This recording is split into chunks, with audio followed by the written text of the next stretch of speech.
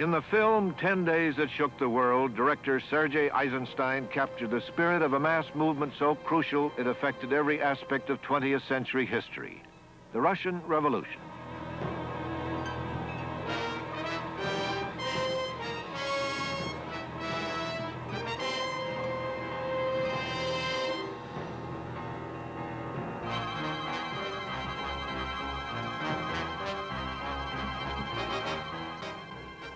The Russian monarchy collapsed. The victory belonged to the proletariat, led by Bolshevism's prophet, Vladimir Lenin. And Russia became a land of untouchables to Americans. For 16 long years, a nation larger even than ours in population and in extent of territory has been unable to speak officially with the United States or to maintain normal relations with us. American diplomatic recognition of the Soviet Union is a story of expediency at work in the field of foreign affairs. When Franklin Roosevelt assumed the presidency, his most urgent business was spurring life into the economy. Foreign trade was vital, Russia was a promising customer, so a deal was struck with what some would later call the devil.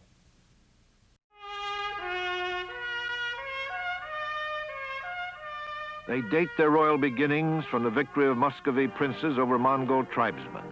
They are the Romanovs, keepers of the royal treasures, the Tsars of Russia.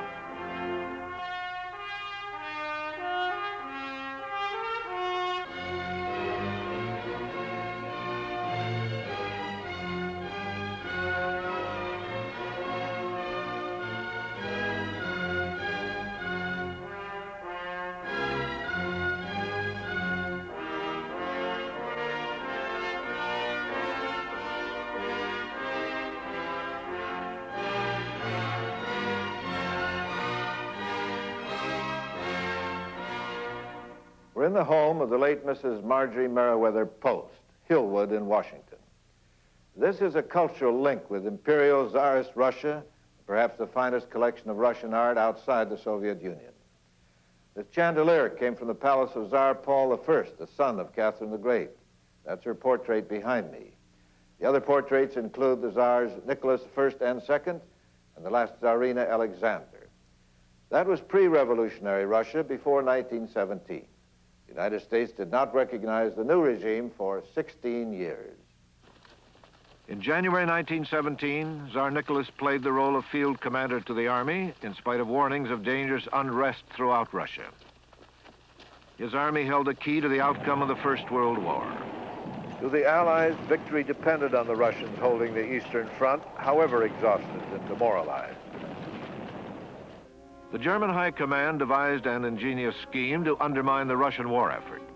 One man would galvanize the revolution and persuade the Russian army to lay down its arms. Russia's most powerful revolutionary, Lenin, waited in exile for his moment. We thought that the Russian Revolution would help the Germans in their war against us, which indeed is what the Germans thought, and that's why the Germans put Lenin into Russia. You know, Lenin was living in Switzerland. The German army took him and put him on the train and ran a special train through Helsinki and into Leningrad, you know, St. Petersburg as it then was, believing Lenin would know how to organize and touch off the Russian Revolution, which would help the Germans in their war against us and injure us. In a short view, it was quite logical. It was the most important train ride in history. In a few months, Lenin would ignite the Bolshevik Revolution and become dictator of the world's first communist government. Vladimir Ilyich Ulyanov, or Lenin, passionate, ruthless, possessed. He used his brilliant mind and the power of the spoken word to control other men. His goals were to destroy the capitalist system and create a classless society, beliefs based on the doctrines of German philosopher Karl Marx. Lenin's first official act was to withdraw Russia from the war. Leon Trotsky, the second most powerful man in the Soviet Union. The leader of the Red Army was sent to Brest-Litovsk for peace talks. The German General Staff would exact a humiliating peace, demanding annexation of Poland, Lithuania, vast areas of the Ukraine, and a staggering indemnity. Trotsky was against signing the harsh peace treaty, but Lenin capitulated in order to save the revolution.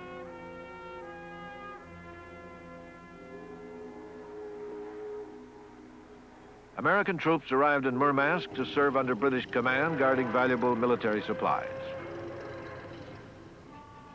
President Wilson had refused Allied pleas for intervention on the Eastern Front. The Murmansk expedition was all that he would allow. The British, however, skirmished against Bolshevik troops, and Wilson realized he had made a mistake. We didn't want to do it at all. We were really pressed into it by our allies. Wilson would never have agreed to the intervention, to the use of American troops in North Russia, had he not been formally requested by the commander-in-chief on the Western Front that we send those troops there, and assured that this would be of great value from the standpoint of our operations against Germany. He sent them there thinking that this would play a role in the war. It didn't, but he didn't know that. The United States also intervened in Siberia, ostensibly to protect the huge accumulation of war supplies from the Bolsheviks. Among the international contingent were 7,000 Japanese troops. Their real motive was to strengthen Japan's foothold on the Asian mainland. The British and the French had been urging us for 6 months to send forces there, and Wilson had been resisting it. And he finally yielded to this because there was a large contingent of Czechoslovak troops trying to withdraw from Russia through the Far East, and Wilson got the impression that we could be of assistance to these troops in getting out of Siberia, making their exit. And it was really this which tipped him over and caused him to assent to this. He had, unfortunately, a very poor idea of what was in the works in the Far East. And this played no part in getting the Czechs out. What it did was to give the Soviet propagandists good reason for 60 years to come for claiming that we had initiated a hostile act against the Soviet government. The Red Scare reached America in 1919 when bombs went off in the streets. Capitalism's bastion was defiled when a blinding explosion rocked New York's financial district at lunchtime. 16 bombs were discovered in the New York post office, all destined for anti-Bolshevist government officials. The mail became a terrorist weapon. The most arrogant attack was the bombing of Attorney General Mitchell Palmer's home in Washington. Palmer would soon make use of the fear and hysteria that gripped America. After World War I, people had the impression that radical views, radical leftist, Marxist, communist, socialist views were being carried into our society by immigrant elements. The image of the Bolshevik agitator at that time was that of a bearded anarchist from Italy or goodness knows where, but not a real American. In other words, this was a foreign phenomenon that was brought into our midst, and people took excitement from this and opposed it in very stupid and silly ways. The Palmer roundups began in November 1919. All suspected communists were corralled for mass deportation to the Soviet Union. Since the Senate had rejected the Versailles Peace Treaty, we were technically still at war, and Palmer used the Wartime Sedition Act to deport aliens accused of anarchism. The Justice Department formed a special anti-radical intelligence division and named young J. Edgar Hoover to run it. He ran it efficiently.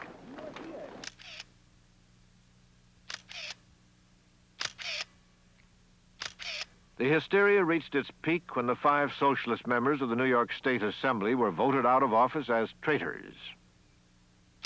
Anarchist Emma Goldman, nicknamed the Red Queen, and Alexander Berkman, the Red King, were the big catches. They were among 249 deportees herded on the good ship Buford in 1919 and shipped to the Soviet Union. The press had a field day, calling it the unholiest cargo that ever left our shores. Well, actually, the activities against which people were reacting in this Red Scare, most of them were anarchist activities, not communist. anarchist activities of which the Bolsheviki in Russia did not approve at all. They, of course, were making their own efforts all during the 1920s and in part in the 1930s to build up a communist party in this country, and they conceived of it as a revolutionary party. Had it had sufficient success, it would have tried to seize power. So there was a certain legitimate cause for complaint on the American side. The Soviet Union, indeed the entire communist world, went into a state of shock on January 21st, 1924, the day Lenin died. The death of Lenin plunged Russia into the stupor of grief. Under gray skies, falling snow, bitter winds, the body of Lenin was carried to the House of Trade Unions. Countless thousands of mourners came to view the body. A banner proclaimed, "Lenin is dead, his work lives on."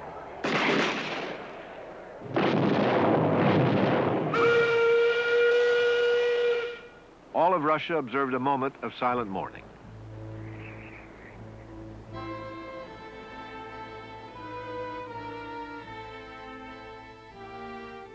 At the corners of the casket stood members of the Central Committee, among the most famous, the bearded Kalinin.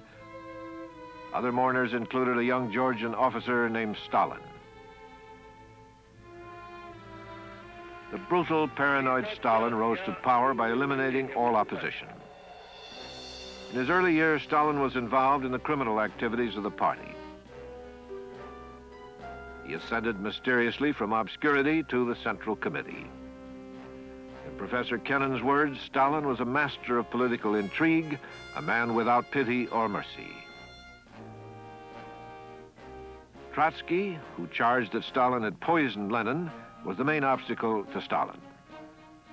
By 1927, Trotsky was expelled from the party and hounded across Europe into permanent exile.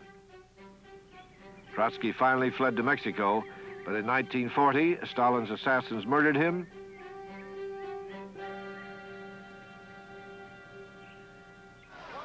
Russia's peasant farm owners, the kulaks, became Stalin's next victims. His first 5-year plan forced millions of peasants onto collective farms. Resistors were killed. Nearly 3 million people are thought to have died. The industrialization program forced other millions into labor camps. The workers were used to build dams, railroads, power plants, and factories. In order to meet the goals set by the 5-year plan, Russia would have to import on a gigantic scale. America was the logical trading partner. But the booming American economy of the late 20s did not need Russian trade. Later in the Depression, it would. Despite the lure of trade, Russia remained anathema to the U.S. Diplomatic recognition was withheld. Russia's Bolshevik philosophy ran against the American grain. We were the only nation to isolate Russia from normal diplomatic relations. Stalin's orders to the Comintern, the Communist International, were to incite revolution in every capitalist society. America was a prime target for agitation.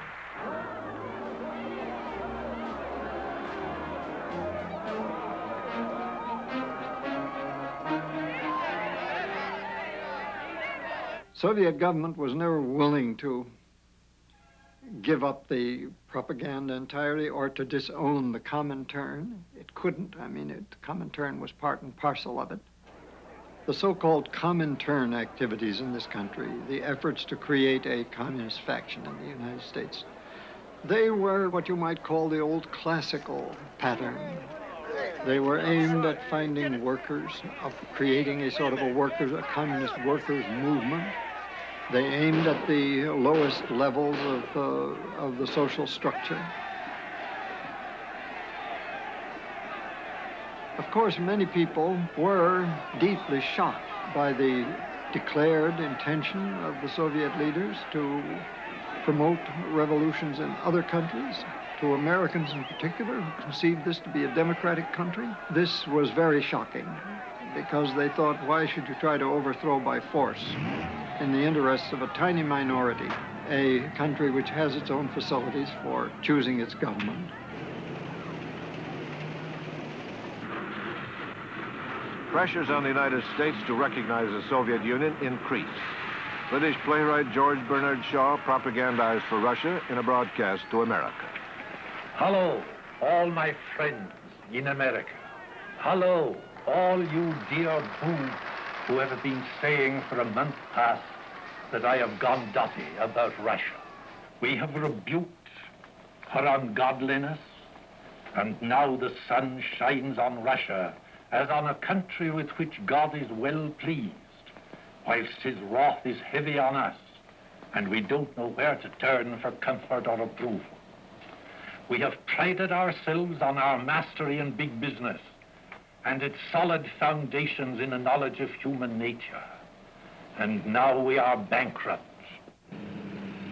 When Franklin Delano Roosevelt took office in March of '33, this country was on the verge of economic collapse. Trade with Russia would help pull us out of the Depression. But FDR had to convince a divided American public.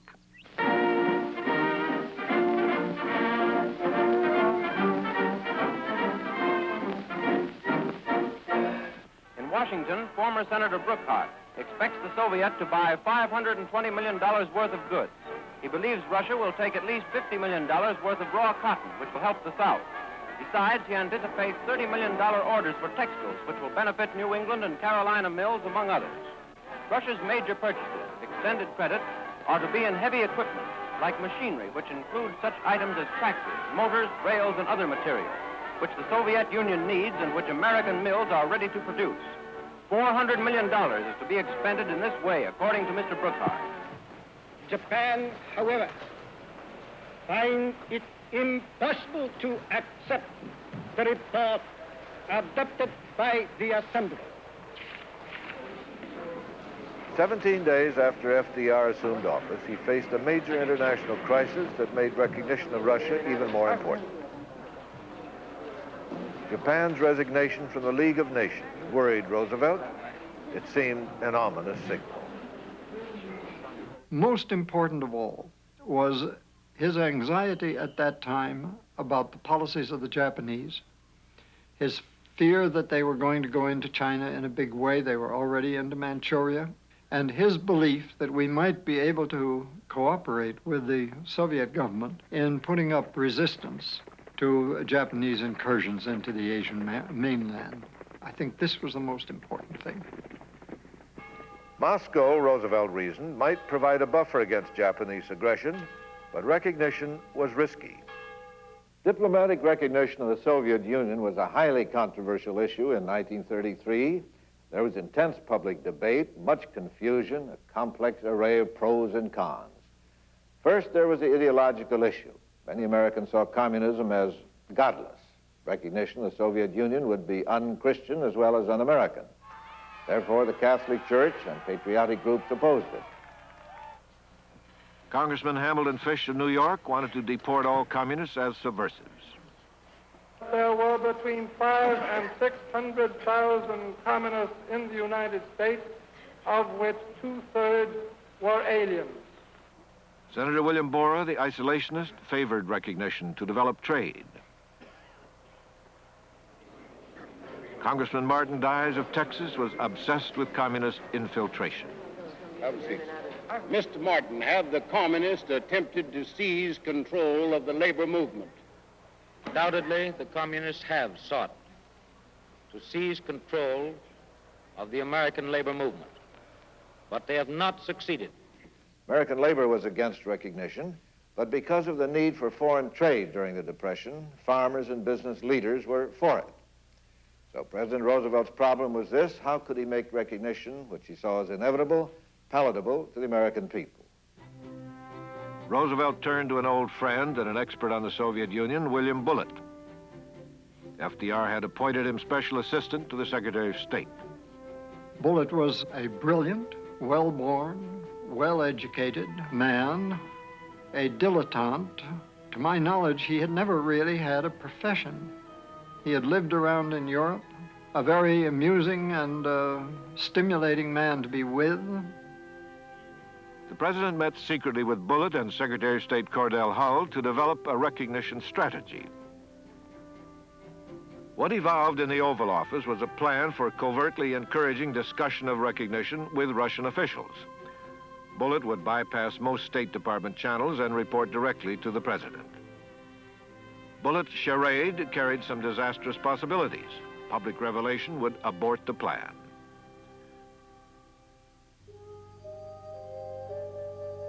Bullitt's field of operation was the placid esplanade of Washington's Embassy Row.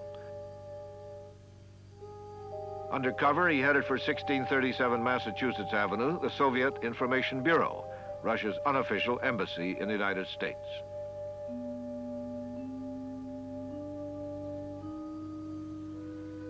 Bullitt made known to the Russians Roosevelt's desire to open negotiations.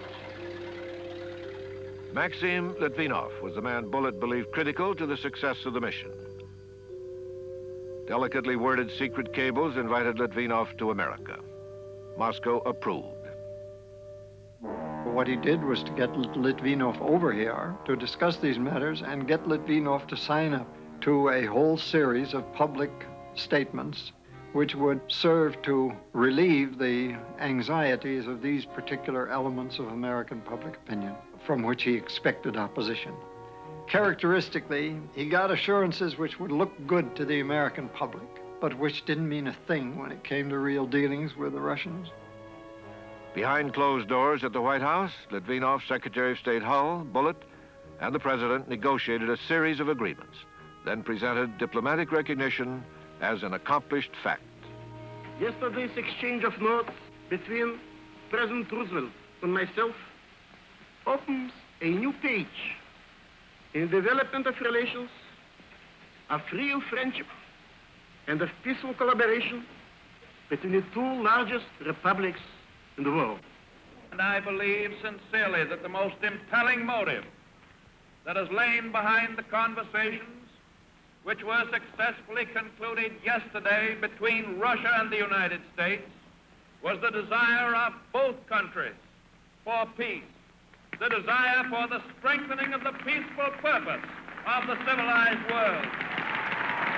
Our expectations were soon disappointed. President Roosevelt had been somewhat of a cynic. He correctly calculated that the American people would be impressed and reassured by Soviet assurances. But as Professor George Kennan observed, FDR was interested only in their momentary psychological effect on the American public, not in their effectiveness in practice. The Soviet government subsequently refused to pay attention to most of those assurances. And trade, too, failed to increase after recognition, and never even achieved prior to World War II the level it had reached in 1930 when there were no relations at all. Roosevelt was right in believing that recognition had to come. It might have been better if it had come with less exalted hopes and expectations. As Professor Kennan said, it was perhaps inevitable that a country which had so long exaggerated the effects of withholding recognition should exaggerate the significance of granting it.